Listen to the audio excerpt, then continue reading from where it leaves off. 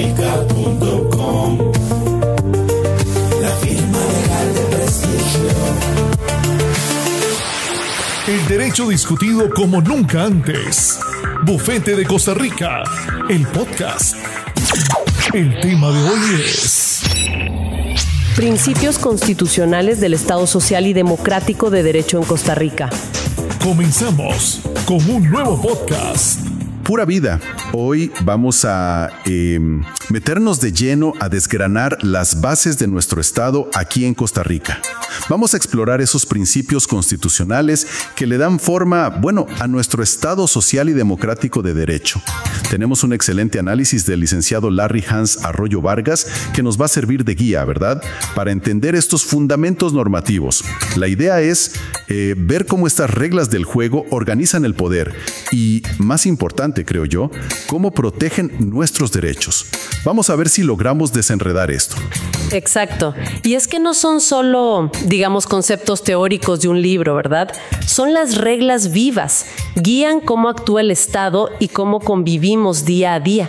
Es el corazón de la Constitución del 49 y cómo ha ido evolucionando, madurando con el tiempo. Perfecto. Empecemos por el cimiento, la base de todo. El principio de legalidad. ¿Qué significa esto en la práctica, en el día a día del ciudadano y del funcionario? Fundamentalmente significa que ninguna autoridad, pero ninguna, puede hacer algo si la ley no se lo permite expresamente. El artículo 11 de la Constitución es clarísimo en esto. Dice que los funcionarios son simples depositarios de la autoridad.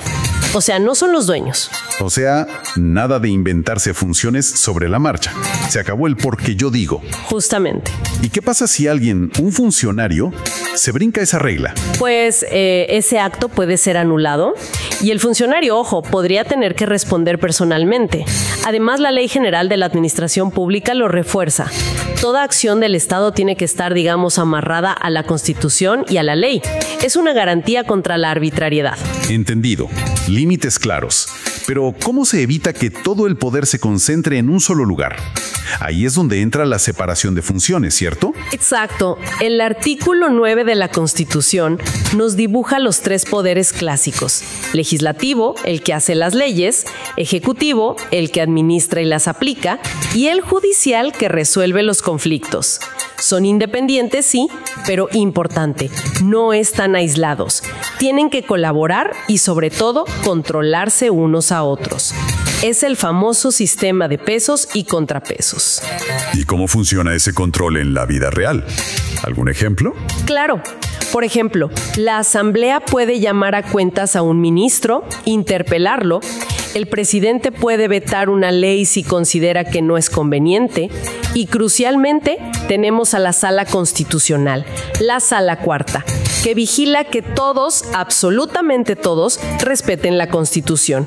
Es un equilibrio, a veces delicado, pero necesario. Bien. Ahora, hay temas tan importantes que solo la Asamblea Legislativa puede tocar mediante una ley formal. Hablamos de la reserva de ley. ¿Por qué esa exclusividad? Porque son las decisiones más sensibles para la sociedad. Poner límites a nuestros derechos fundamentales, como la libertad de expresión, por ejemplo, según el artículo 28. O crear impuestos que a nadie le gusta, ¿verdad? O definir qué es un delito y qué castigo merece. Eso no se puede hacer por un simple decreto ejecutivo. Requiere el debate democrático, la discusión amplia en la Asamblea, que es donde están los representantes del pueblo. Asegura legitimidad. Tiene sentido. ¿Y si un reglamento del Ejecutivo se mete donde no debe, en esa área reservada a la ley? Pues ese reglamento sería inconstitucional. Se protege así la función principalísima del Poder Legislativo. Clarísimo. Ahora, no todas las normas tienen el mismo peso. Hablemos de la jerarquía normativa. ¿Cómo es esa pirámide de reglas aquí en Costa Rica? Imagínate una pirámide. Sí. En la cúspide, intocable, está la Constitución política.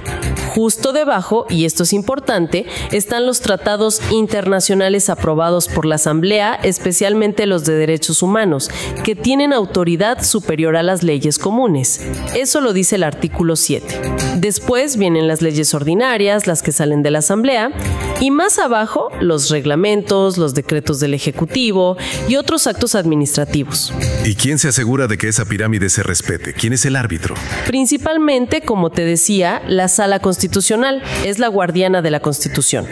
Si una norma inferior contradice a una superior, la Sala puede declararla inconstitucional, o si es un acto administrativo, puede ser anulado por los tribunales.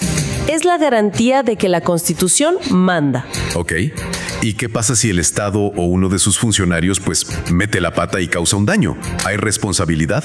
Definitivamente. Ahí entra el principio de responsabilidad. El Estado y sus funcionarios tienen que responder por sus acciones. El mismo artículo 11 de la Constitución dice que la responsabilidad es personal, incluso penal si aplica. Y la Ley General de la Administración Pública va más allá. En el artículo 190 establece que el Estado responde por los daños que cause, funcione bien o mal. Es lo que se llama responsabilidad objetiva. Si hay daño, responde. ¿Y qué tipos de responsabilidad pueden surgir? Pueden ser de varios tipos. Está la administrativa, que es interna, disciplinaria para el funcionario. La civil, que implica indemnizar, pagar por el daño causado. Y la penal, si la actuación fue un delito, como corrupción. Todo esto ligado al deber de probidad, de actuar con honestidad. Es una protección para la gente. Hablemos ahora del tiempo. Las leyes normalmente aplican hacia el futuro. Ese es el principio de irretroactividad, ¿verdad? Así es. El artículo 34 de la Constitución es claro. Ninguna ley tiene efecto retroactivo en perjuicio de persona alguna, o de sus derechos patrimoniales ya adquiridos, o de situaciones jurídicas que ya estaban consolidadas firmes. Protege la certeza, saber a qué atenerse. Pero, como casi siempre en derecho, debe haber excepciones. Sí, las hay. La más importante es la retroactividad in bonus, o sea, en beneficio. Si una ley nueva es más favorable para la persona, sí se puede aplicar hacia atrás. Esto es muy común en materia penal, lo dice el artículo 42, y también en materia laboral. Si la nueva ley beneficia al reo o al trabajador, se aplica aunque el hecho haya ocurrido antes. Todo esto que hemos hablado, legalidad, jerarquía, responsabilidad y retroactividad, parece que confluye en un concepto más grande, la seguridad jurídica. ¿Qué abarca exactamente? La seguridad jurídica es como una sensación de confianza en el sistema legal. Es saber que las reglas son claras, que son estables, que son predecibles. No es un solo artículo, se deriva de varios, del 11, del 28, del 34, del 41. Incluye cosas como la confianza legítima en que la administración no va a cambiar las reglas de juego de golpe. También la cosa juzgada, eso de que un caso resuelto no se puede reabrir indefinidamente. Y el principio de non bis in idem, no ser juzgado dos veces por lo mismo. Y hasta la prescripción, que pone un límite de tiempo para reclamar derechos. Suena esencial, pero ¿es un principio absoluto o tiene límites? No es absoluto. A veces hay que ponderarlo, balancearlo con otros valores, como la justicia material en un caso específico, o la necesidad de adaptar el derecho a cambios sociales. Pero lo que sí exige siempre es transparencia. Que los actos administrativos estén bien motivados, que las normas se publiquen para que todos las conozcan. Es fundamental. Y ya para ir cerrando este repaso, hay un principio que mira hacia adelante. El de eficacia extensiva y progresiva de los derechos humanos. Suena a que los derechos no son estáticos. Para nada estáticos. Este principio, que tiene base en el artículo 50 de la Constitución y en muchos tratados internacionales como la Convención Americana, es dinámico. Obliga al Estado no solo a respetar los derechos humanos que ya tenemos, sino a trabajar activamente para mejorar su protección y disfrute. Sobre todo los llamados DESC, derechos económicos, sociales y culturales. Como la salud, la educación, un ambiente sano. Exactamente. El Estado tiene que tomar medidas activas, asignar recursos para que esos derechos se hagan cada vez más reales para más gente. Y eso implica que no se puede retroceder. No se pueden quitar derechos o disminuir su protección. En principio, no.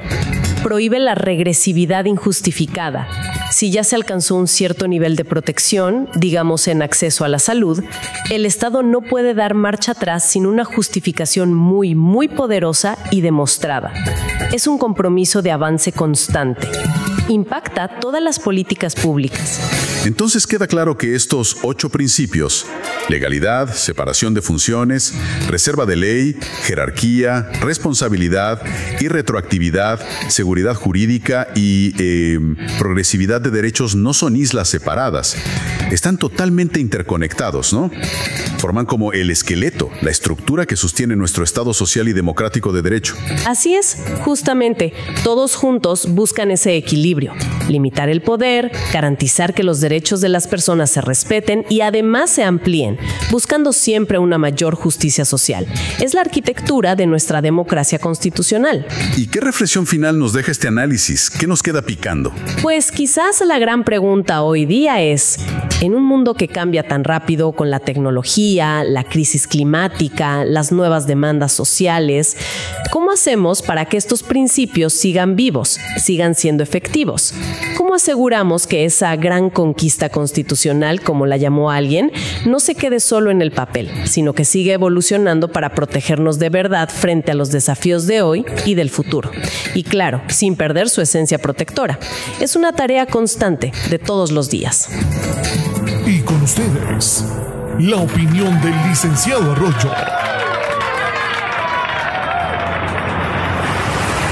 Imaginemos por un momento una sociedad donde las reglas del juego cambian según el humor del gobernante de turno, donde las decisiones que afectan nuestros derechos más básicos se toman en la penumbra, sin contrapesos ni rendición de cuentas. Ese no es el país que hemos heredado ni el que queremos legar. Nuestra brújula constitucional nos exige precisamente lo contrario, un poder claramente delimitado, donde cada acción pública debe encontrar su justificación en la voluntad popular expresada en la ley y donde nadie, absolutamente nadie, puede erigirse por encima de ese mandato. Es la promesa de un terreno firme donde la justicia y la equidad no son favores, sino derechos inalienables. Y es aquí donde debemos ser más incisivos, más vigilantes, porque es precisamente en los tiempos de crisis cuando la incertidumbre aprieta y surgen las sirenas que claman por soluciones rápidas a cualquier costo, que la tentación de relajar estos pilares se vuelve más fuerte. Nos dirán que son un estorbo, una lentitud innecesaria, pero yo les digo, renunciar a estos principios, aunque sea temporalmente o en nombre de una supuesta eficiencia superior, es abrir una peligrosa grieta en el dique que contiene la arbitrariedad, es claudicar en la defensa de aquello que nos define como una nación de derecho, donde la persona y su desarrollo integral son el fin último. Por eso, hoy mi llamado no es solo a recordar, sino a revivir y a defender con vehemencia este legado, no como una carga, sino como la armadura que nos permite avanzar, incluso en la adversidad, hacia una sociedad donde la libertad, la justicia social y el respeto irrestricto a cada ser humano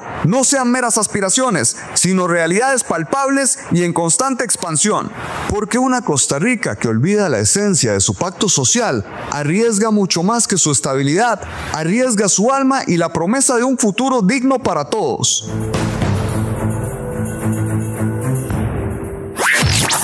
Esto ha sido todo por hoy.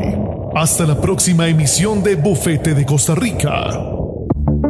Bufete de Costa Rica, el podcast. Visítenos en www.bufetedecostarrica.com.